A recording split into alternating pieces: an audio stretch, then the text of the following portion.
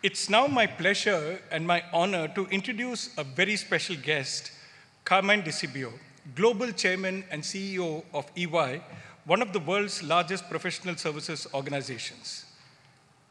And the title of which I will say he is proudest, a Stern alum from the class of 1990. As many of you know, NYU, Stern, and EY, both renowned institutions, have a long-standing connection. EY is amongst our largest employers of our students. Each year, Stern graduates join hundreds of the school's alumni who are already at EY, making it their career destinations of choice. So it feels especially fitting to welcome Mr. Sibio to today's special event.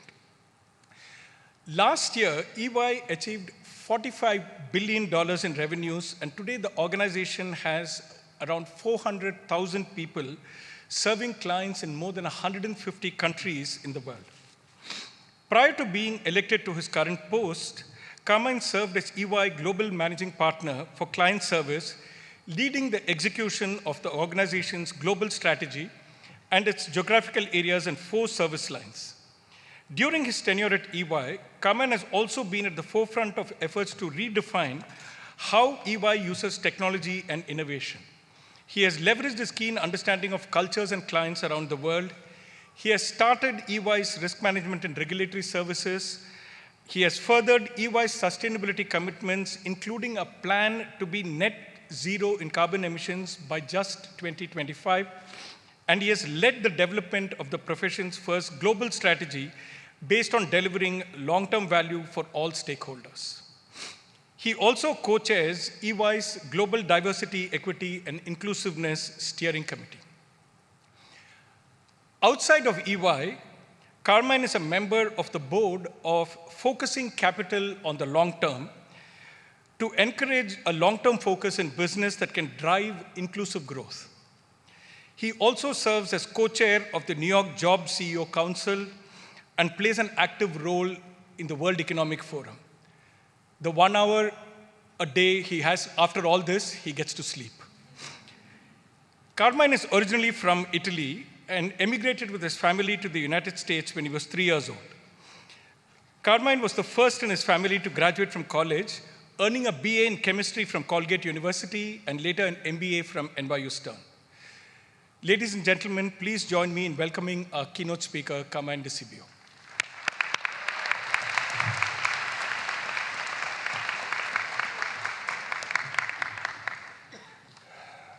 Thank you so much, Dean Sundaram. I, of course, call the Dean Ragu, which is his name, and I'm Italian, so I love Ragu. But welcome faculty and staff, distinguished guests, family members, friends, and of course, all the graduates. It's so great to see you all out there. To the class of 2023, our future leaders, entrepreneurs, change makers, congratulations. You did it, you're here. It's an honor and thrill to be back at my alma mater.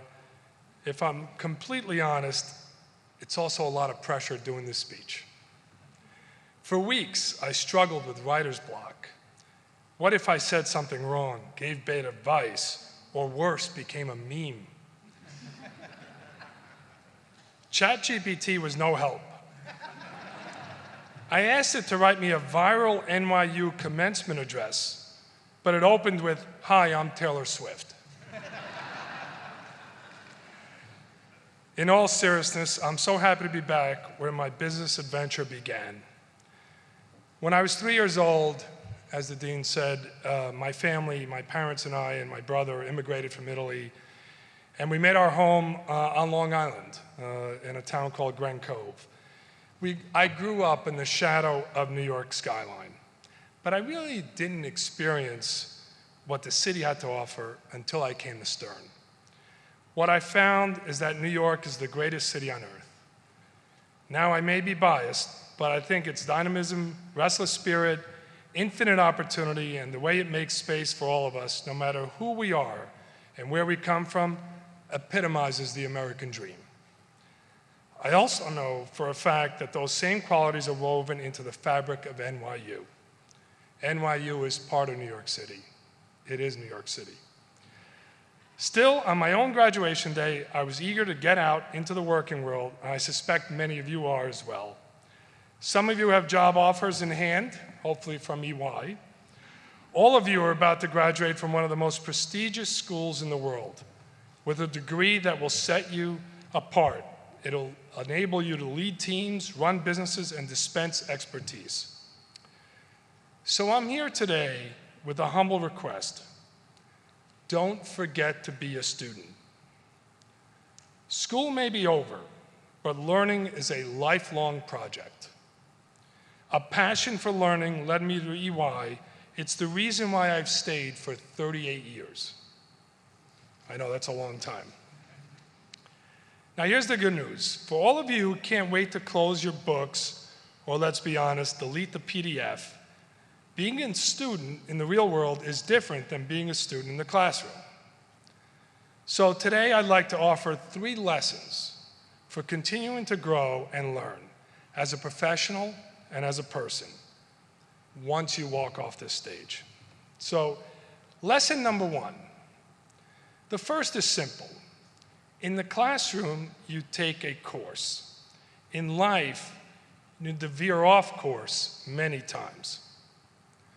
Curriculum is just another word for plan. And you're sitting there today because you stuck to the plan. You excelled at it. You turned in every assignment, studied for every exam, and fulfilled every requirement. Maybe you didn't do all that, but you did a lot of that. That's an impressive achievement, but in my experience, knowing when to adapt to the plan or move in another direction entirely is just as important. A lot of people are surprised to learn that I didn't major in accounting or in business. I actually majored in chemistry. When I was an undergraduate, I was convinced I wanted to be a doctor. And everything I did during my undergraduate years, I did a senior thesis on tin halide. I was in the lab for many, many hours. But my junior year, as the dean said, I went to Colgate undergrad. We had a thing called January term where I was able to experience what it was like to be a doctor. I did a January term actually at New York Hospital here in the city. So what that entailed was I would be up at 6 a.m. I would do rounds with the doctors. I had on a white coat, just like a doctor. And then I would observe, I would go on rounds, then I would observe surgery the rest of the day. And let me tell you, I saw some unbelievable surgeries, which was fabulous. It was learning, and I was not squeamish, so I did learn that. But what I really learned is that I didn't want to be a doctor. And the reason why I didn't is that all the doctors that I talked to, and I met all the doctors in the hospital, senior doctors, more junior doctors, they really were not excited about what they were doing. So when I looked around, I said, you know, I think medicine's not for me. So I had to change course. So I got curious. I considered entirely different possibilities for my future career. Perhaps you won't alter your path completely, but I promise you'll have to expand it. Technology today is rapidly remaking the workplace. Your dream job might not exist today, or it might look differently tomorrow. Career trajectories aren't linear. They only seem that way looking back. So be flexible, learn new skills, and keep an open mind about the future. That brings me to the second lesson. Success will be as much and maybe even more about collaboration than it is about competition. Collaboration versus competition. In your classes here at Stern, which I know is a very competitive environment, I am sure you've recognized that collaboration can be harder than working on your own and working on your own pace. But the reality is, both here and in the business environment, those who know how to collaborate, learn from others, and contribute will be better in whatever challenge or opportunity comes next. Sure, you have to compete, but learning to successfully collaborate will help you succeed. This will be even more important in the world accelerating change we all live in. I started to learn this lesson early on. Once I figured out that medicine wasn't right for me, I decided to pursue a career in business. There was only one problem. I had never taken a business, finance, or accounting class, a minor detail. That's what led me to NYU. At the time, there was a program for liberal arts grads like me. By day, I worked at a predecessor firm called Arthur Young. And the way the program worked is we started in the summer, we'd go to school only in the summer, and this was the Master's in Accounting program. And then we would work and go to school at night. In the fall and in the spring. In the summer, we'd go back to school, and then I'd go to work and go to school at night the following fall and spring. I learned a lot, both on the job and in the books, but really what I learned the most was from my classmates. See, at the time, most of us were all working for competing organizations during the day, but in the evening, we studied together and produced projects together. We shared our perspectives. We helped each other out, and they made each of us stronger and smarter. I found that to be true throughout my career. Today, some of the most exciting work that we're doing at EY involves collaboration with other organizations. We are collaborating with over 100 organizations. We're building an EY ecosystem to bring custom solutions and solve problems for our clients. And for society broadly, for example, we've partnered with Microsoft on initiatives to help remove barriers to employment for young people in underserved communities. We have even worked with our competition. We all work together with the World Economic Forum on creating metrics on sustainability. The bottom line is you won't always have all the answers, neither will your organization. As leaders, your jobs are to bring together the people who do. And in the world you live in, you're going to have to do that fast and often. Of course, it's not always easy. And that's a good segue into my third and final lesson. You may no longer be in the classroom, but don't ever, ever stop asking bold questions and challenging the status quo. I want to repeat that one because I think this one is the most important.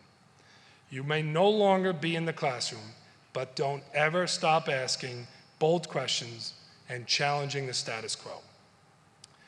Re-entering the working world with your business degree is here not only to set you apart, but to set you up to see the world differently and create a better future. At Stern, I know you learned to ask questions of your professors of business, of society, of your fellow students, and of yourself. But the thing is, to create a better future, you can't stop doing this. You need to continue to ask bold questions. You need to challenge the status quo. It is important to recognize that this will come with challenges and setbacks.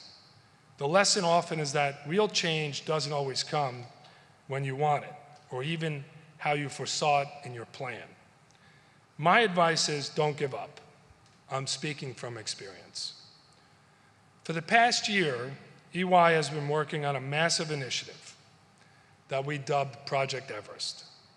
This was a bold move that would challenge the status quo and redefine our industry, something our competitors have publicly said they would never do.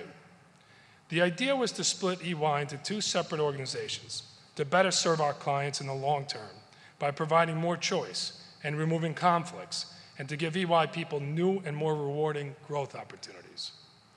Recently, our organization decided not to move forward with Project Everest in its current form. Let me tell you, I was very, very disappointed. But what we can't lose sight of is that we've uncovered unexpected learnings. We have unlocked a huge amount of innovation, identified people's strengths, and opened new and better conversations with our clients and regulators. No great change has ever taken place by defending the status quo. But in order to succeed, you have to be prepared to fail. Setbacks are a part of the process and are part of life. I still believe we will transform to better serve our clients, people, and society, just in a different time and in a different way. Eventually, you'll attempt your own Everest. It won't be easy. The clue is in the name. Remember, be patient, persevere. Even setbacks move the needle. And in conclusion, I want to talk about learning from one another. A commitment to lifelong learning will set you up for success at work and in life. You'll have to stay curious about new possibilities, collaborate with your competitors, and persevere when faced with challenges. That won't always be easy, but you don't have to go it alone. Some of the most important people you will learn from are sitting right here in the room, your classmates, and of course your family. And as you enter the workforce, it will be your colleagues as well. I hope that you will continue to support one another even as you leave the classroom behind. Congratulations, class of 2023. You begin the next phase of your education, and I suspect it will be your best yet. Thank you so much.